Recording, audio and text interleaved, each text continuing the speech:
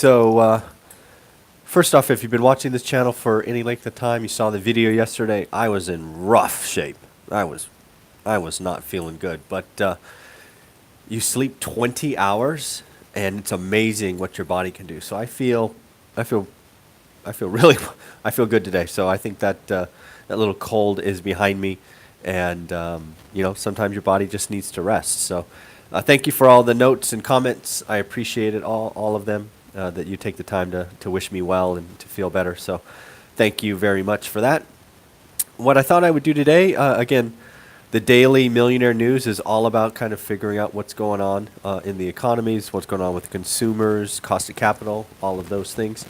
And I think it's just time to acknowledge that residential real estate, so ones through fours, are about to get wildly more expensive for most of the country. I think there are still some areas like the Bay Area, LA, Manhattan, that the mix is all wrong. So if you exclude those parts of the country, I think residential real estate's about to get a lot more expensive. It's time, to get in. If you've been thinking about getting a rental, it's probably a good time because I think appreciation is going to be at your back for 2020. And go back to what Tom Ferry shared with us. 2020 is going to be bananas, and I think he's right. So let me kind of highlight why I think that is. So as I'm a college grad with an economics degree, and one of the first things you learn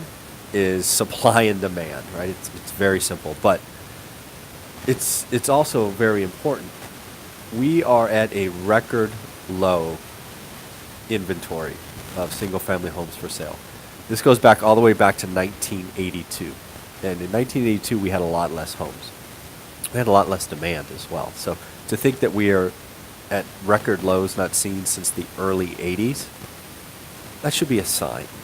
The other thing to realize is some of the stuff that is available today is that stuff that's 2-3x the median for the market.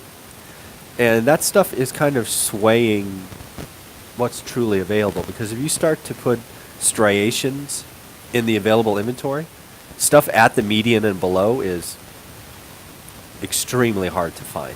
And that's one piece of this equation, is we just don't have the supply.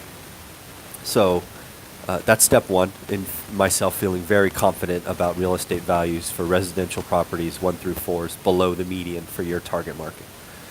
The other one's the consumer, right? I'm on record saying that the reason I track the consumer is so closely is because they're my number one competitor, right?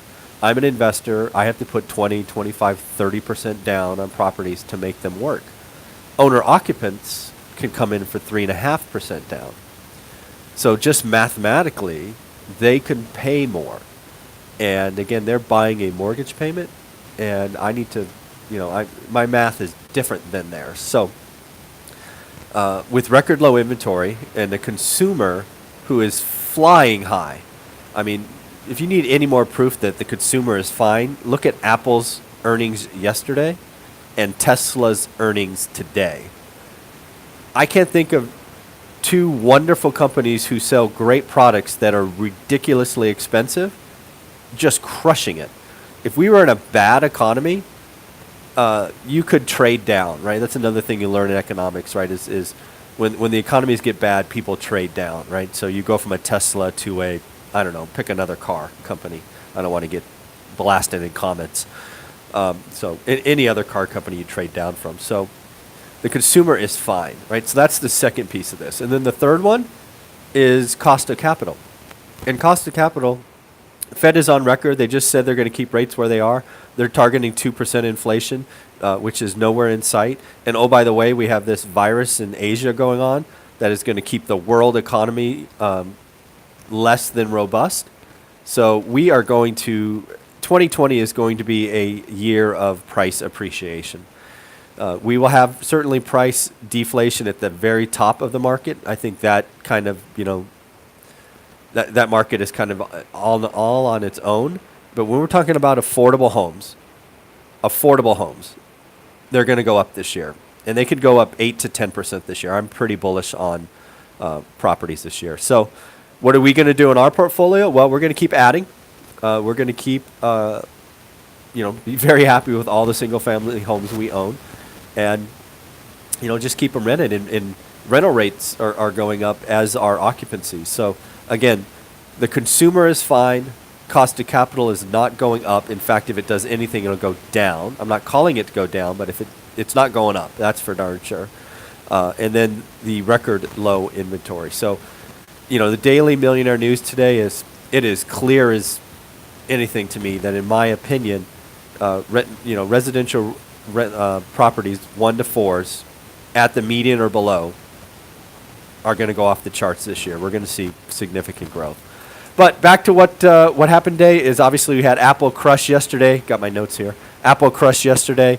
Tesla came out crushed today. They also showed a picture of their Model Y, which I didn't even know there was a Model Y. It shows you how little I track Tesla.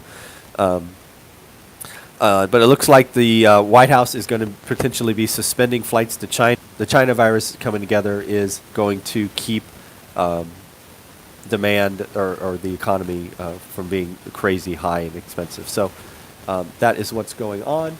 No, there we go. Sorry, second page of notes.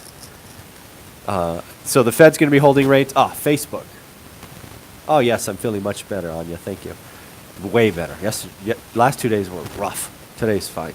Again, Facebook, they came out and actually showed 51% rise in expenses. That's something you got to dig into a little bit. I'm guessing it's legal expenses buried in there because they have a bunch of stuff going on. So it will be interesting to see what's inside that number. I didn't get a chance to read that in general. But in the end, the China virus numbers I got as of this recording are 77,700. Remember, I'm calling for 25,000 by Friday to see if this is a real problem. It seems to be slowing down. Right, we went from 2 to 5 really quick, and then 5 to 7 kind of in the same period. So hopefully, knock on wood, this is slowing down instead of going exponential. Unfortunately, 170 lives have been lost, which is never good. And then that's Microsoft also is up. So again, we have Microsoft up, we have Tesla up, we have Facebook with a miss on expenses, 51% increase in expenses. So in the end, I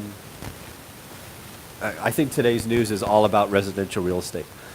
I think again, it's a very simple equation in my mind. It's what's the supply, and as we've seen on a couple of videos now, supply is at a record low, and then it's demand. And demand, at least in my market, is owner occupants driven.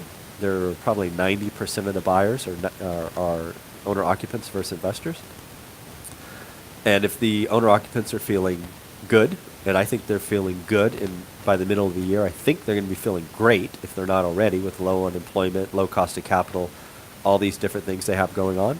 I think it is going to be a tremendous year for residential real estate. So in the end, I want to thank you all for watching, and you have a great day, and we will try to get on track to having these done in the morning your time now that I'm starting to feel better. All right? Take care, everybody. Have a great day.